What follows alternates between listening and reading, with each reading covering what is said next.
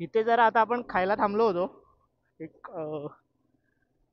साधारण भूक लागली होती म्हणून आपण इथे खायला थांबलो होतो आणि वाजले आता दुपारचे बरोबर 3:47 आणि आपण आणेवाडीच्या टोल नाक्याच्या इथून पुढे चाललोय रोड रत्नागिरी. आणि आपल्यासोबत आपल्या दोन्ही गाड्या आहेत, ही पण आणि आपली काळूबाई पण, ही पण चालली आपल्या सोबतच. प्रसाद चालवतोय तिला, पाठीमागे संकेत बसलाय. आणि बाय द वे आपला ब्लॉग चालू करायचाच राहून गेला. गुड आफ्टरनून सगळ्यांना. आजचा ब्लॉग हा दिवाळी स्पेशल रत्नागिरी असा ट्रिप आहे आपली. आपण जातोय घरी नवीन गाडी घेऊन, तिचं आपल्याला नामकरण पण करायचंय, सगळंच करायचंय. ही गाडी घेऊन आपण जातोय घरी. आपल्यासोबत आपली जुनी गाडी पण आहे, ठीक आहे. पुढे ती आणि ही दोन्ही गाड्या आपल्या जातात घरी, कारण का दिवाळीला आई बाबांना पण गाडी दाखवायची आहे त्यासाठी. आणि आता आपण आहे साताऱ्याला. एक सकाळी दुपारी साधारण 1 वाजता निघालो होतो. ऑफिस वरून डायरेक्ट निघालो होतो, कारण का आज सुट्टी नव्हती, वर्किंग होतं म्हणून सकाळी ऑफिसला गेलो होतो. 1 मिनिट काच बंद करतो. सकाळी ऑफिसला गेलो होतो आणि आत्ता डायरेक्ट आम्ही ऑफिसमधूनच निघालोय. नाहीतर उद्या सकाळी निघणार होतो, पण सकाळी निघण्यापेक्षा म्हटलं मग आत्ताच जाऊ, कारण सकाळी परत उद्या, कारण आज रात्रीपासून ट्रॅफिक घ्यायला सुरू होईल आणि उद्या तर खूप जास्त असेल, कारण का मोस्टली सगळेजण सकाळी निघणार उद्या. लॉंग विकेंड आहे पूर्णपणे, सॅटर्डे संडे. आणि काय काय कंपन्यांना फुल वीकभर सुट्टी आहे, आम्हालाच फक्त 2 दिवस आहे. फक्त 2 दिवस सुट्टी आहे. आणि ही गाडीचा रिव्ह्यू खूप मस्त वाटतोय मला, कारण का हायवेला खूप जास्तच सिटीमध्ये चालवताना मला जे इंजिनला हीट मारायची, हीट व्हायचं इंजिन, ते आता मला अजिबात काहीच जाणवत नाही. मी कारण का मोस्टली नाही म्हटलं तरी आता साधारणपणे 115 ते 116 किलोमीटर आलोय. हीट एक साधारण पर्सेंटेज मध्ये पकडायचं झालं तर 10 ते 20% फक्त हीट जाणवते, बाकी नाही जाणवत आहे मोस्टली. म्हणजे जर का असं थोडं स्लो डाऊन झालो तर 10% ते 20%मध्येच थोडीशी हीट जाणवते, नाहीतर नाही. जर सिटीमध्ये जर मी ही गाडी चालवत असेल तर सिटीमध्ये खूप जास्त हीट मारते या गाडीची.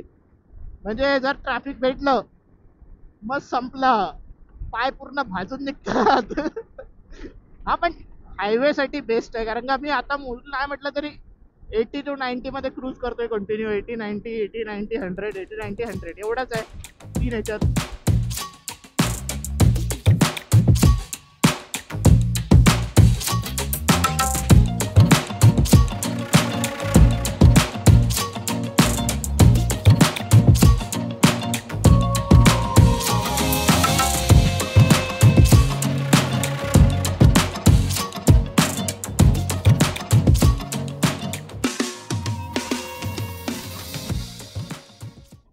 तुम्हाला वाटेल फक्त पटकन खाली असं काय आला हायवे सोडून, तर इथे चालू आहे पुलाचं काम.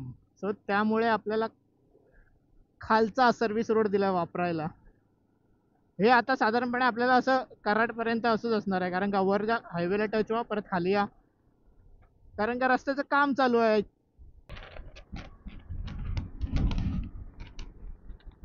आय थिंक आपल्याला आहे ना एक 2-3 लिटर तरी पेट्रोल टाकावं लागेल.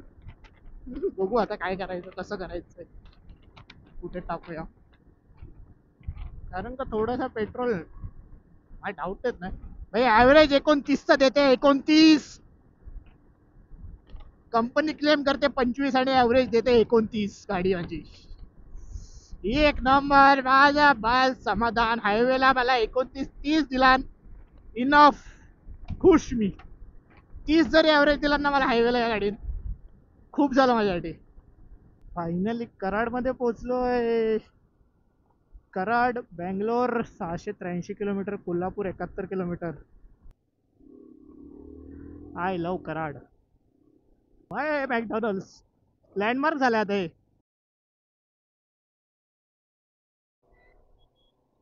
आपण आता आलोय आपल्या कोकरूड रोडला. मस्तपैकी सनसेट होत चाललाय, आपल्याला दिसेल मधी मधी. मागाशी मेन म्हणजे मी जो कराड मधून राईटला आलो बाहेर आत, तेव्हा नेमकी कॅमेऱ्याची मेमरी फुल झाली. माझं मागच्या ब्लॉगचं जे फुटेज होतं ते डिलीट करायचं राहिलं होतं. त्याची जे सगळं होतं उरलेलं सगळं ते तसंच राहिलं, त्यामुळे याची मेमरी फुल झाली.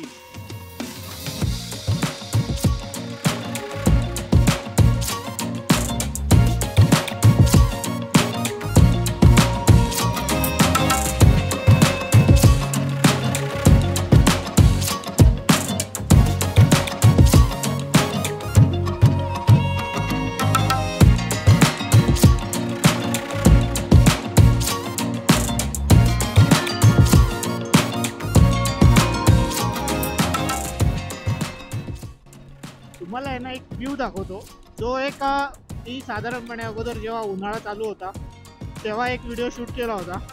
तो आय थिंक असेल माझ्या इन्स्टा हँडलला, एका छोट्याशा रीलमध्ये. आता तो आणि हा असं आपण बिफोर आफ्टर हे करून बघूया एकदा.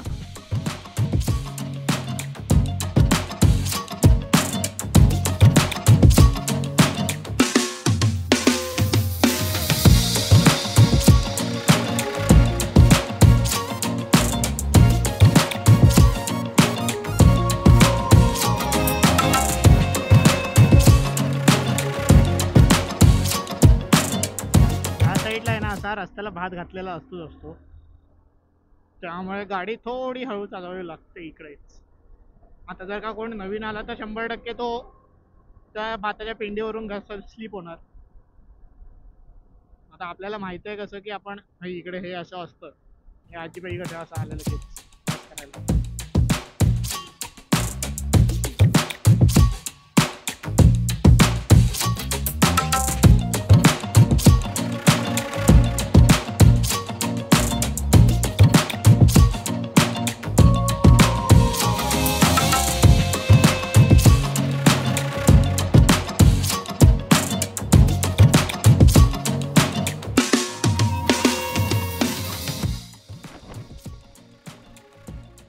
तुम्हाला जो बिफोर आफ्टरचा शॉट दाखवणार होतो ना, जो आता एक साधारणपणे माझ्या अगोदरच्या व्हिडिओ शॉर्ट्समध्ये होता आणि आत्ता बघा कसा वाटतो. जय हनुमान. इथे बजरंगबलींची छोटीशी दगडात कोरलेली प्रतिमा आहे तिथे. आणि आता आपण इथे थोडा वेळ थांबणार, थोडेसे गाडीचे पण फोटो काढू ना बिडू.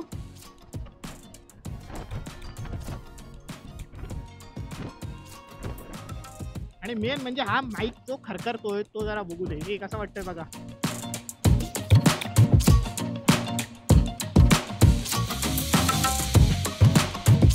सिलेंडरची गाडी जाते पण बघा कसं वाटतंय.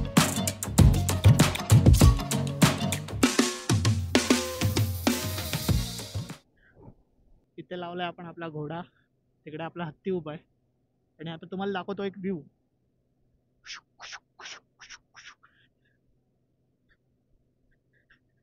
त्यावेळेला आपण आलो होतो, त्यावेळेला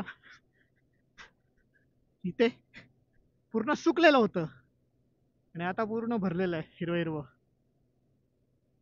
आणि आपल्याला जायचंय तिथे, दिसतोय ना माझा हात, तिथे तिथं आपला घोडा उभा. आणि कसं एकदम वातावरण कसलं झालंय, एक नंबर.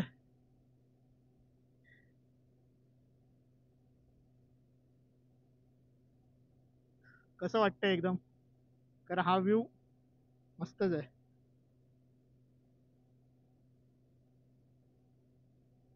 तिकडे एकदम अशी थोडी थोडी धुक्याची चादर पडत चालली.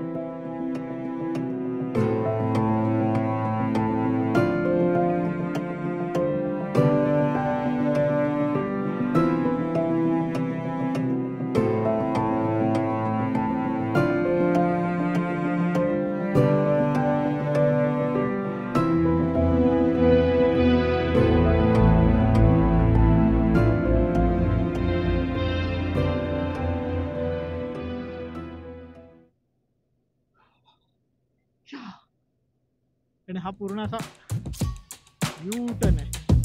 आपल्या नवीन गाडीचा उजेड हा एवढा आहे. हा त्याचा डिप्पर आहे, हा अप्पर आहे. अप्पर एकदम प्रोजेक्टर आहे, स्पॉटलाईट एकदम. हा डिप्पर आहे आणि हा व्ह्यू आहे असा. आपल्याला असं इथून असं गोल गोल फिरत तिकडे जायचं आहे, इथून मग तिकडे जायचं आहे. आणि आपला लाईट आला. चला चल.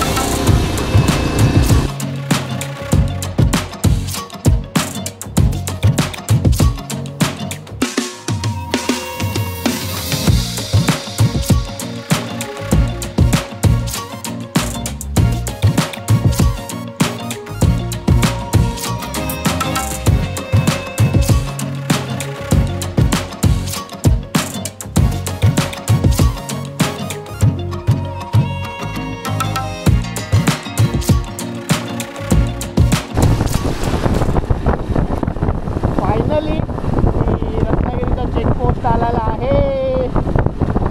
हा आहे रत्नागिरीचा चेकपोस्ट. इथून जर का आपल्याला रत्नागिरीत एंट्री करतो होतो आपण, हा चेकपोस्ट आहे.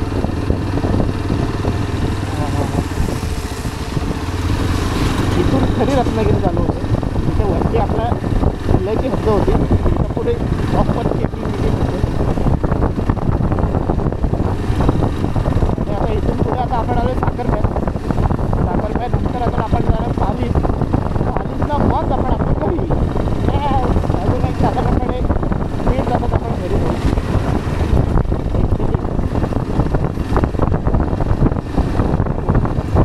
कसा आता हा रोड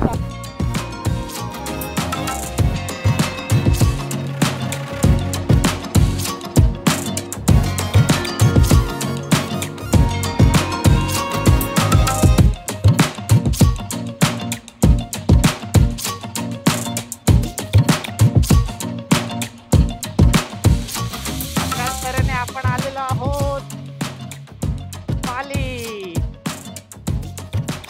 या आपण आता इथून एक साधारणपणे 15 ते 20 किलोमीटर आहे आपलं घर. आता आपण आलोय थोड्याच्या आतल्या रोडला.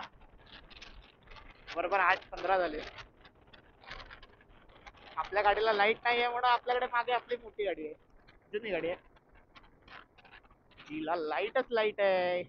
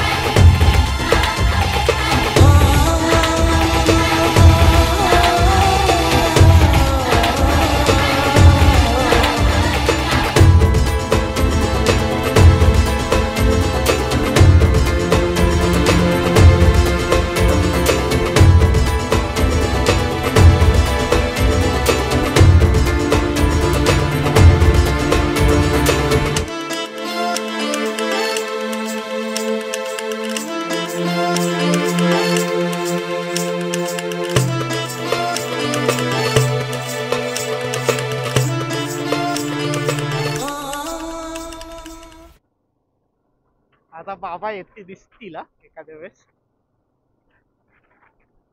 जर रोडला असतील तर, जर आतमध्ये गेले असतील, तिथे थांबले असतील तर कठीण आहे. पण या लाइटिंग मध्ये बाबांची रिएक्शन कॅप्च होणं कठीण आहे. बघू, ट्राय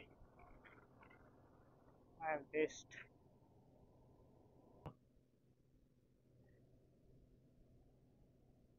हा